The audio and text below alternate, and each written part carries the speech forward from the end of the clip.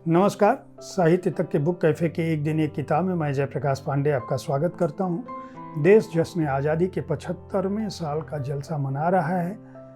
इस दौरान 1 से 15 अगस्त तक हमारी कोशिश है कि हम आपको केवल उन पुस्तकों की जानकारी दें जिन्होंने भारत के इतिहास, भूगोल और उसकी स्वतंत्रता को प्रभावित किया, हमें हमारा आज दिया।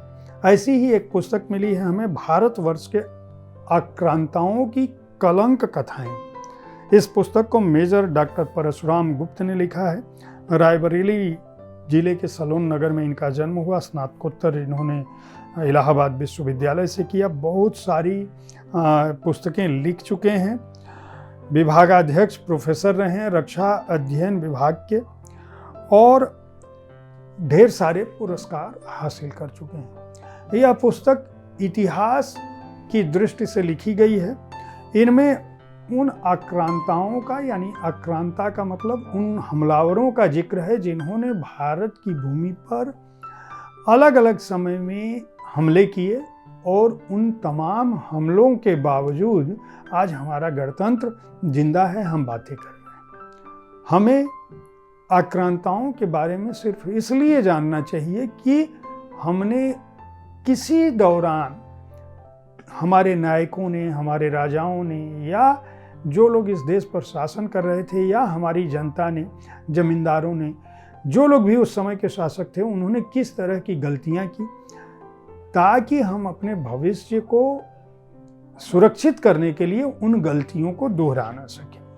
भारतवर्ष के आक्रांताओं की जो कलंक कथाएं हैं, उन पे इन्होंने बाकायदा लिखा है कि भारतवर्ष, जिसे कभी सोने की चिड़िया कहा जाता था, वह अपनी आर्थिक, सांस्कृतिक और सभ्यतागत विशेषताओं के चलते हमेशा बाहरी आक्रमणकारियों के निशाने पर रहा, और वे जब भी आते थे न केवल हमारा धन जन लूट कर ले जाते थे, बल्कि हमारी संस्कृति को, सभ्यता को नष्ट करने की भी कोशिश करते थे। यह आक्रमण ईसा पूर्व शुरू होता है। इस पुस्तक में जिन आक्रमणकारियों का जिक्र है उनमें सिकंदर, मोहम्मद बिन कासिम, महमूद गजनवी, सैयद सालार मसूद गाजी, मोहम्मद गोरी, कुतुबुद्दीन ऐबक, अलाउद्दीन खिलजी, मोहम्मद बिन Tughlaq, Genghis Khan, Bakhtiyar Khilji, Taimur lung, Firoz Shah Tughlaq,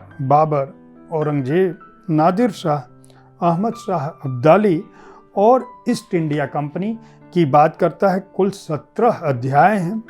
बाकायदा हर अध्याय में विस्तार से यह बताया गया है कि आक्रमणकारियों ने अपने हमले के दौरान किस तरह की तकनीक का इस्तेमाल किया, किस तरह से पहले आक्रमण, सिकंदर के आक्रमण के समय से लेकर और ईस्ट इंडिया कंपनी के आगमन तक भारत भूमि पर रहने वाले लोगों ने या तो कंपनी को अवसर दिया, या अगर सिकंदर की बात करें तो सिकंदर के आक्रमण के समय बाकायदा भारत भूमि पर रहने वाले राजाओं ने उनको बुलाया था। डॉक्टर बिमल चंद्र पांडे ऐसे ही एक राजा की बात करते हैं कि ये केवल जिस तरह से दौलत खां लोदी और राणा सांगा ने बाबर को भारत पर आक्रमण के लिए आमंत्रित किया, वैसे ही तक्षशिला का शासक आम्भी जो था, वह सिकंदर को आक्रमण के लिए आमंत्रित करता है।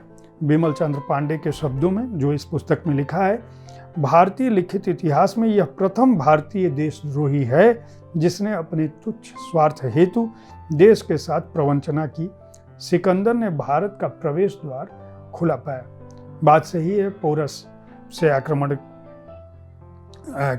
जो पोरस की शक्ति थी, सिकंदर को पोरस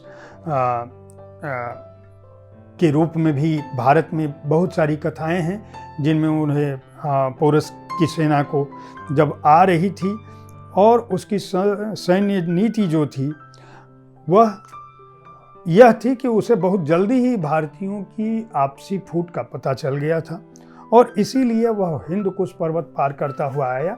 वहाँ से शुरू करते हैं और तमाम राजाओं और आक्रमणकारियों की बात करते हुए किस तरह से अपने लोगों ने धोखा दिया उनकी बात करते हैं, और ईस्ट इंडिया कंपनी तक आते हैं कि किस तरह से ईस्ट इंडिया कंपनी ने भी मीर जाफ़र की दुर्बलता और दूसरी स्थितियों का लाभ उठाया। देश को आज़ाद रहना है तो सतर्क रहना है, देश को आज़ाद रहना है तो आपको जागरूक रहना है, देश को आज़ाद रहना है तो केवल और केवल पढ़ाई ही ऐसी चीज़ है जो आपको ज्ञानवान करेगी, आपको तथ्यों से अवगत कराएगी।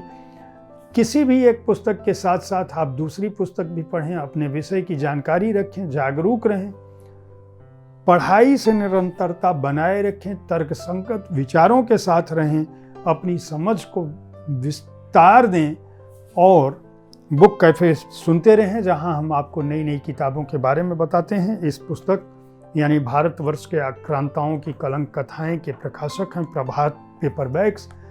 250 रुपये मूल्य है इस पुस्तक का।